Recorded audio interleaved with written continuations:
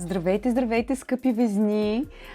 Аз съм Светлана, а това е вашия таро разклад за месец януари. Ще изтегля по 3 карти от 3 колоди и накрая ще ви извадя една карта с послание от Вселената.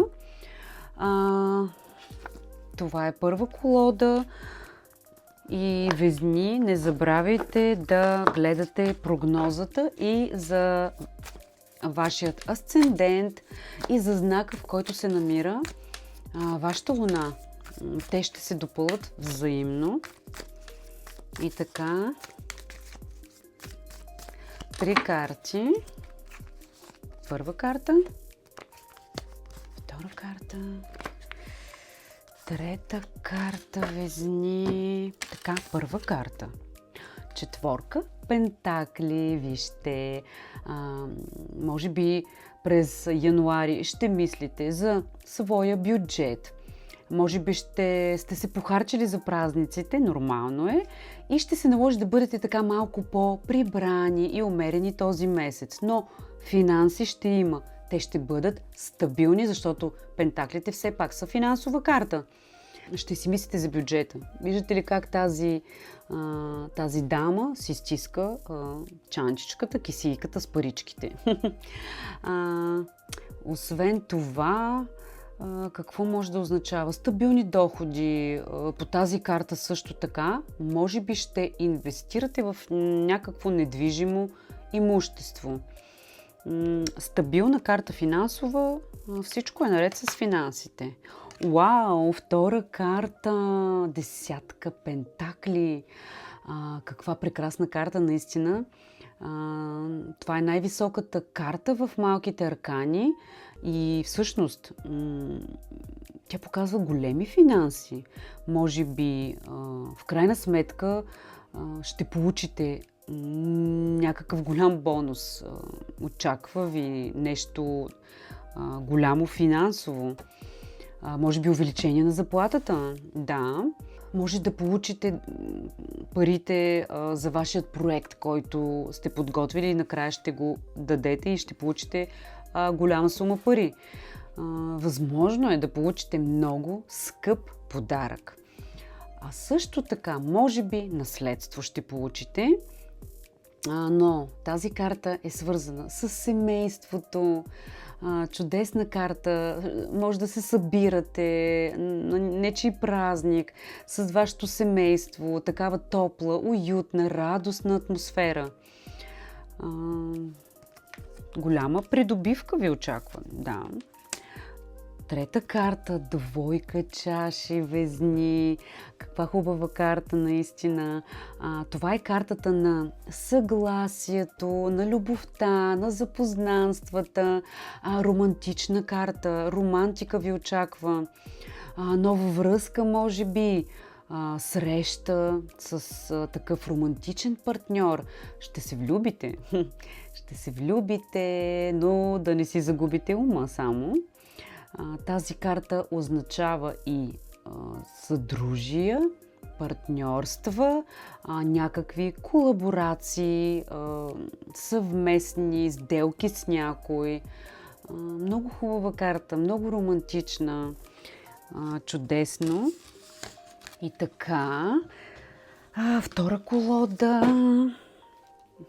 Вау, чакайте, че ми паднаха картите. Втора колода, златно таро.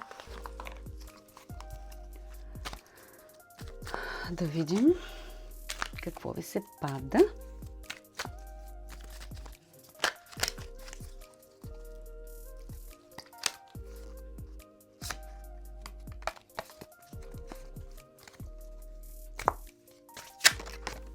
Ау!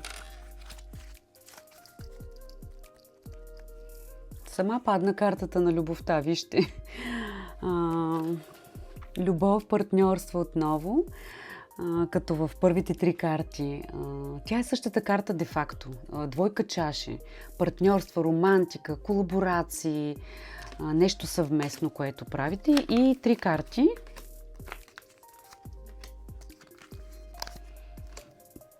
Така, първа карта. скъпи везни, вижте, картата трансформация. Нещо ще отрежете от живота си или някого ще отрежете. Нещо, което ви пречи, което е затлачило живота ви и ще си тръгне за винаги или ще го махнете вие за винаги. И това ще ви промени за добро, със сигурност. Понякога наистина стоим и чакаме и тумора расте, но той трябва да бъде отрязан, за да може да продължим напред и да живеем.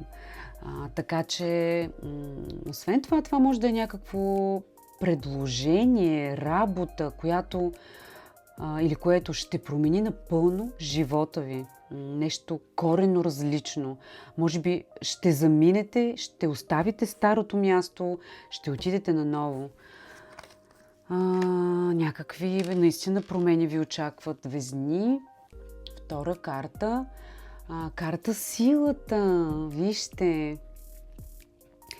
Силата. Тази карта показва, че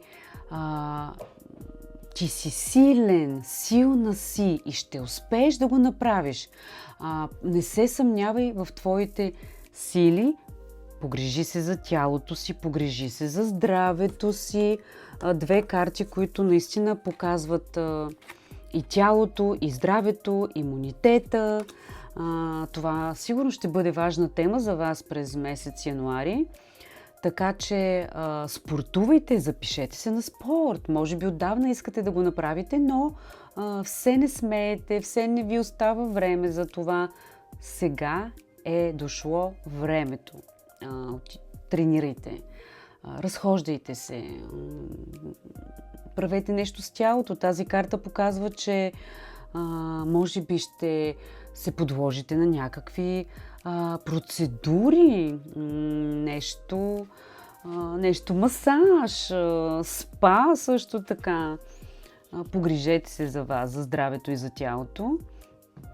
Но така иначе ще бъдете силни. Ако говорим за работа, ще бъдете силни. Имате силата. Чудесно. Защо ли имам чувството, че наистина много сте се преуморили напоследък, бърнаут може би, много сте работили и не се чувствате в такова ресурсно състояние. Петица пентакли показва, че не се чувствате добре, уморени сте, имате нужда да се погрижите за здравето си, имате нужда да си починете, скъпи везни. Направете го. Пазете си силите, пазете си здравето. Може би тази карта показва, че има изход от някакво състояние. Може би не виждате, може би се чувствате като затворени в капан, но ето вижте, има надежда. Виждате ли тези двамата как минават покрай надеждата? Това е храм, това е църква, това е нашата вяра. Те я подминават. Не подминавайте, ключът е буквално до вас, намира се там, обърнете се и погледнете, вижте, че изход има от дадена ситуация. Вие сте в някаква рутина, която трябва да се промени. Да, и трета колода, любима колода моя. 3 карти. Да. Така. 3 карти, да видим какви събития още показват тези карти. Първа карта. Светът, голяма аркана.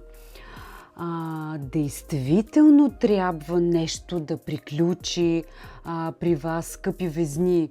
Виждате ли как пуска тази шапка и се чувства свободна тази вещица. Стояли сте, може би, в омагьосан кръг в последно време, не сте намирали никакъв изход, но свободата идва. Разширявате границата, правите крачка отвъд това, което сте се страхували да видите, да направите. Все едно стоите в някакъв, може би, омагьосан кръг, а всъщност трябва да направите една крачка. Това е картата на завършване на някакъв цикъл и ви очаква свобода, очаква ви хармония, нов етап, нов цикъл. Може би ще трябва да завършите някакъв проект, работа, нещо, някакви ангажименти, които ви натоварват много. Тежко ви е, но много скоро това ще приключи и ще дойде освобождаването за вас. Пътешествие в чужбина, далече, ви очаква също така. Чудесно. Втора карта. Жрицата, висшата жрица. Тази карта казва: слушайте себе си, слушайте интуицията си. Вътрешно ние винаги знаем какво е правилно за нас, кое е добро за нас.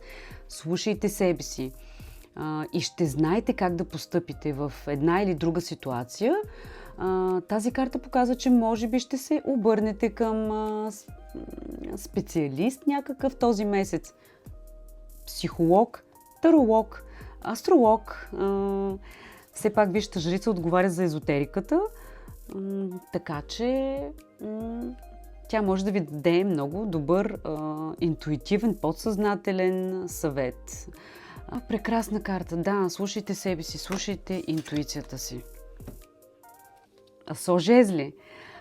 Чудесен завършек. Везни. Всичко ще се получи. Не се притеснявайте. Това е много активна, енергична карта.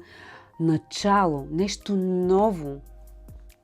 Правите тази крачка и започва нещо ново. Ставате активни. Енергията ви се появява. Ще имате нови възможности и вие ще успеете.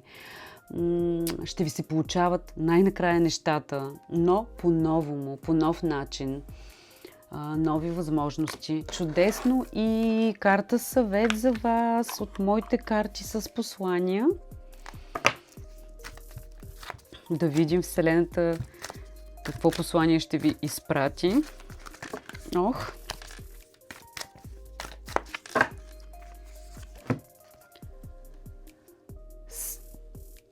Къде беше? Само да я намеря. Погледнете как резонира с тази карта.